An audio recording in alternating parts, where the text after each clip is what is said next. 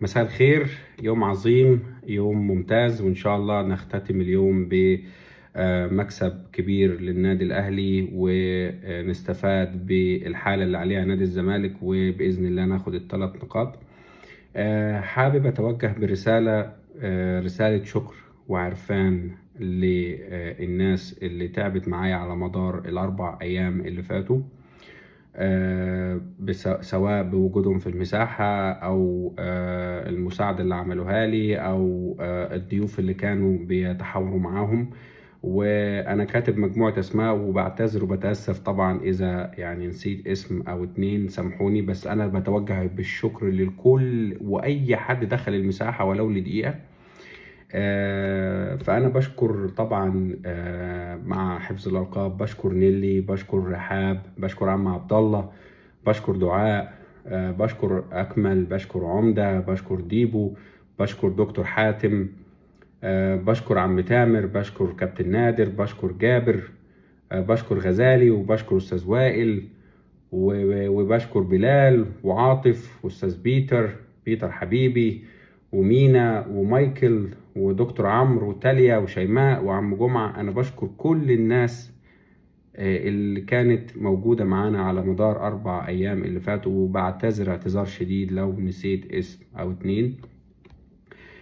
طبعا اللي أنا عايز أقوله إن إحنا هدفنا الأول والأساسي، لا إحنا بندور على شهرة ولا إحنا بندور على الناس تجيب يعني سيرتنا وتتكلم عننا. لا، إحنا كل اللي غرضنا وكل هدفنا من المساحات اللي بنعملها، بعد مساحة طبعا أستاذنا الكبير أستاذ وائل الإمام، بنتجمع، بنتكلم في الكورة، بنتكلم في الحاجات اللي تخص النادي بتاعنا، يعني بنتناقش في الآراء، كل واحد عنده وجهة نظر بيشيرها مع التاني.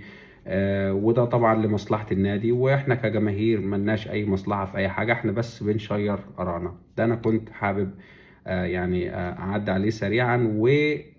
ونقطة اخيرة، اي حد فينا بيفتح مساحة احنا كلنا في ظهره واحنا كلنا معاه.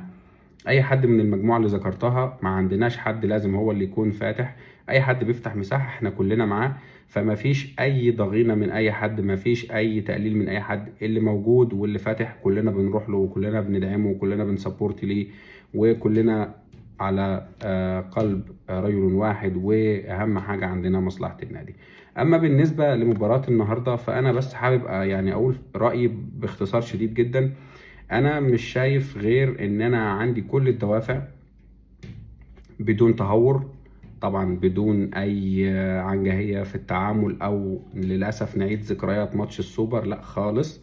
احنا داخلين بثقة وبهدوء، بس انا بقول ان احنا عندنا كل المقومات وعندنا كل حاجة ان احنا نكسب المباراة النهاردة بإذن الله. دكتك احسن، تشكيلتك افضل، تقدر تحط اللعيبة اللي انت عايزها، اختياراتك بقت افضل من ماتش السوبر. المدرب ككابتن يعني مارسيل كولر، انا مش شايف ان عنده اي حاجة ممكن يتحججها النهاردة. اتمنى انه يبدا بالتشكيله المظبوطه، يبدا بالناس في اماكنها، وتبقى يا ريت تشكيله هجوميه، ما يبقاش فيه اي تحفظ او ان احنا نلعب تحت الكوره. اتمنى ان هو ينزل ضاغط من بدايه المباراه. انت لو جبت هدف في اول 10 دقايق ولا في اول نص ساعه حتى، الزمالك هيفك، انت تقدر تركب الجيم بلغه الكوره، وان شاء الله هنكسب مكسب مستريح.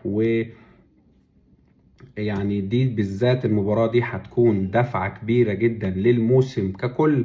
الفترة اللي جاية تحديدا، انت خلاص دخلت في الادوار الاقصائية في دوري ابطال افريقيا، الدوري برضو خلاص، انت النهاردة ماتش الزمالك وفاضل لك ماتشين كمان وخلاص هتروح على الدور الثاني. فمفيش اي رفاهية ان انت يكون عندك اي اخطاء في التشكيلة، او ان انت تجرب افكار جديدة، فان انت تضطر ان انت تخسر النقاط او تخسر مباريات. فاتمنى ده ما يكونش موجود الفترة اللي جاية. وطبعا باذن الله نختتمها ب كاس العالم للانديه. اتمنى ان الاداره برضو اكيد يكون ليها قاعده واقفه، يعني قاعده مع كابتن مارسيل كولر، وان هم يتناقشوا معاه، وان هو يبقى فيه هدوء كده وفيه رزانه في التعامل وحكمه في التعامل في الاختيارات وفي المباريات. ما يبقاش فيه اي عند من اي اتجاه، ما بقللش من حاجه وما بهاجمش حاجه. واتمنى، انا اهلاوي، انا يهمني مكسبي ويهمني ان انا اكون في احسن حال وفي احسن شكل. كل الدعم النهارده، كل الدعم لاولادنا وكل الدعم لرجالتنا باذن الله في الملعب، ان هم يكونوا 11 راجل يكسبونا ويجيبوا لنا ال3 نقاط عشان نكمل في مسابقة الدوري ونوصل لأفضل نتيجة وأفضل سكواد متاح بالنسبة لفريقنا.